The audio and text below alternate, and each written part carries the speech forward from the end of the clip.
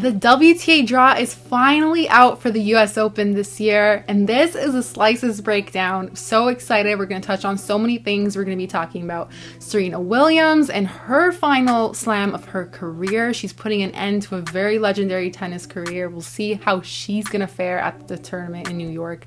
We're also going to talk about defending champ Emma Raducanu and see if 2,000 points is going to be too much for her to defend with such a stacked field this year. And we'll also touch on Iga Swiatek, see if she can get back to her winning ways, and so much more. Guys, there's so many killers in this draw. I'm so excited. And here we go. Here's the slice presented by PointsBet Canada.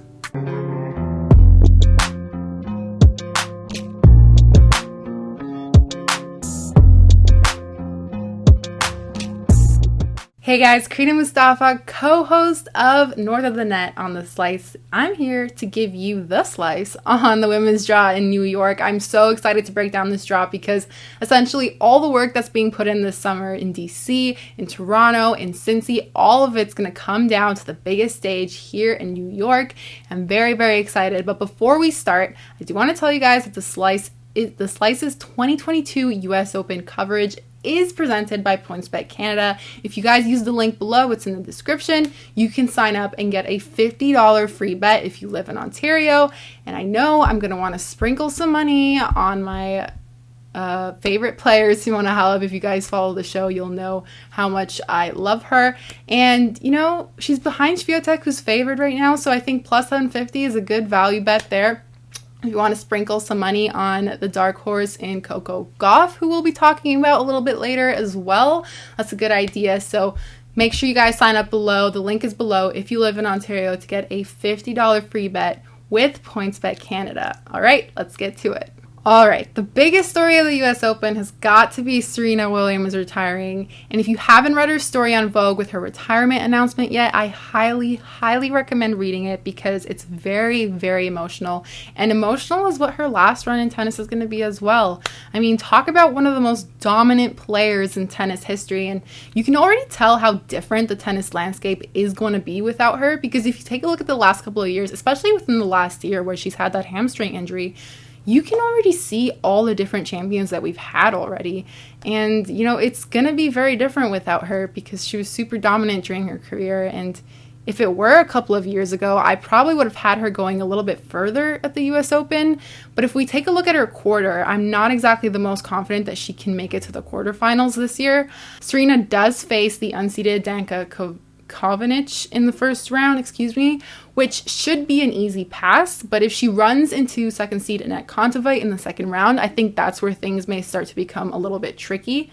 And, you know, to be fair, Kontaveit has struggled a bit recently, so I think that Serena's ceiling could be the fourth round, and that her floor would be that second round matchup if she does struggle against Kontaveit.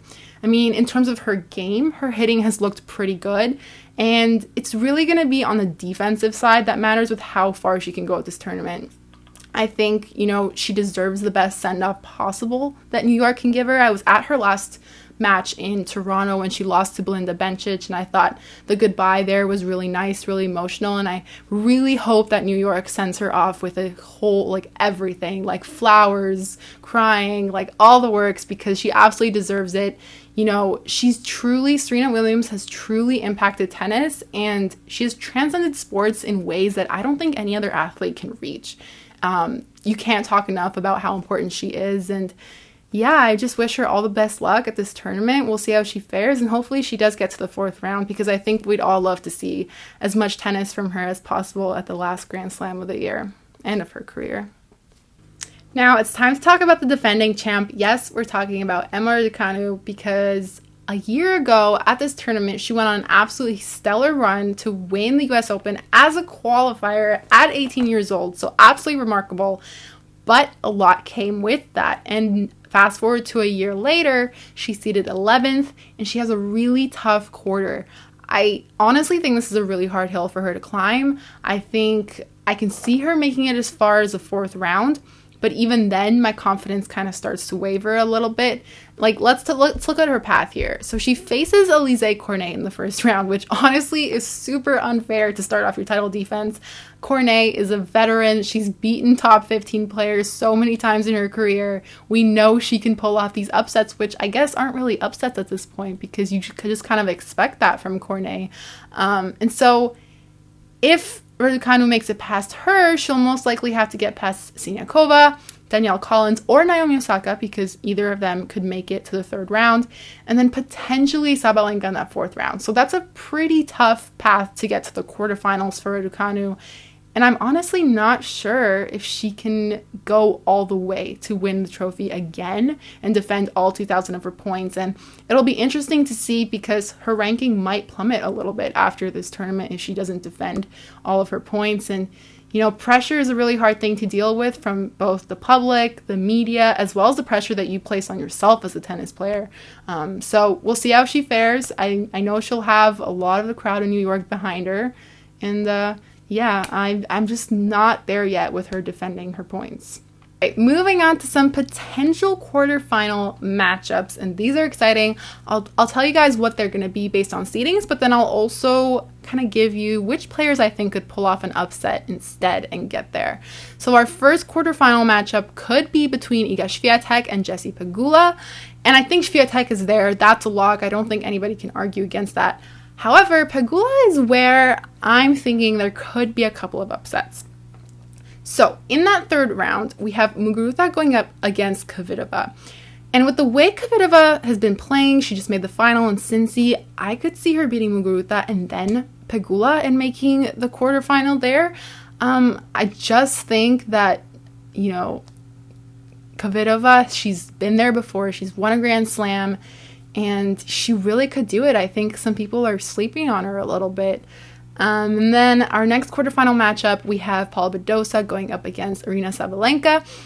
Although, and I don't know how hot of a take this is. Based on seedings, it would be Badosa Sabalenka. But I really, really think that Belinda Bencic is going to beat Badosa if they meet up in that fourth round. And she would make the quarters instead.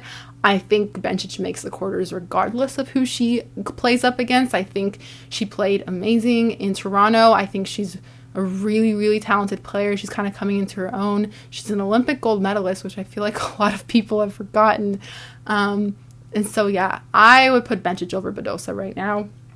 Another quarterfinal matchup that could happen based on seedings would be Simona Halep and Maria Sakkari.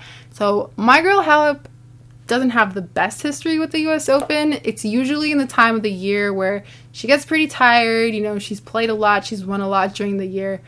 But this year it's a little bit different because last year she was injured and this year she's kind of been coming back into her own. She is just coming off of a WTA 1000 win in Toronto, and I think she's shaping up to be in really good form. So I think the quarters is realistic for her. Sakkari is where I'm thinking, she matches up with Haddad Maia. I think Haddad Maia could also defeat Sakkari. But if Sakkari kind of just buckles down, plays like her powerful way that she does, she could make it to the quarters and make a deep run here. I think Caroline Garcia is also another sneaky pick. It really just seems like this part of the quarter and this part of the draw is just like an NBO rematch all around. Like, there's so many matchups. Like, even Halep and Coco Gauff get matched up again in this part of the draw, and so it'll be really interesting because they would have only played against each other 3 weeks ago. So yeah, that'll be very, very interesting. Very familiar with each other's games for sure. And then our last quarterfinal matchup would be between Ons Jabeur and Anett Kontaveit, who happen to be very, very good friends. And I'm sure that they would joke that the winner has to buy the loser dinner.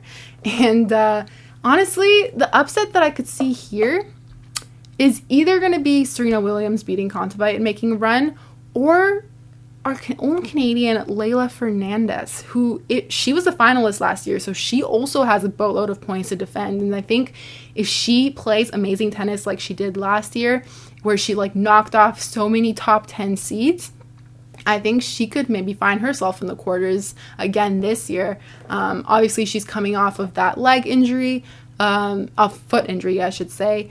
But I thought she played pretty well in Toronto, and we'll see. We'll see if she can go on another amazing run at the U.S. Open. And then there's also, so those are the quarterfinal matchups, but there are also some first round matchups that I have my eye on that I think could be a little bit feisty. And that first one is between teenagers Zheng Qinwen and Helena Ostapenko. And I really think that with the way Zheng has played this year, she's upset so many seeds. She beat Simona Halep at the French Open. She was the first person to take a set off of Iga Swiatek at the French Open in so many months. And Ostapenko has always been kind of a feisty player. So we'll see. That one, I feel like I'm going to grab my popcorn and watch it. And, of course, I've already touched on this earlier, but Emma Raducanu and Alizé Cornet is an insane first-round matchup, and I know all eyes are going to be on the screen for that one to see if Cornet can pull off the upset, to see if Emma can kind of regain her form and see if she can go further. And then the last first-round matchup that I have my eye on is between Naomi Osaka and Danielle Collins.